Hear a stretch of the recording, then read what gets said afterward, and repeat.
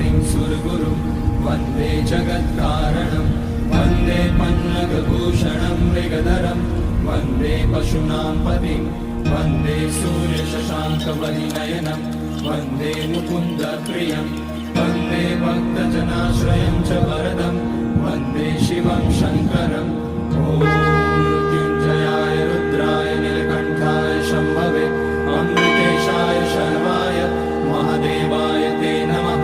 नमस्तेऽस्तु भगवन् विश्वेश्वराय महादेवाय त्र्यम्बकाय त्रिपुरान्तकाय त्रिकाग्निकालाय कालाग्निरुद्राय नीलकण्ठाय मृत्युञ्जयाय सर्वेश्वराय सदाशिवाय श्रीमान् महादेवाय नमः।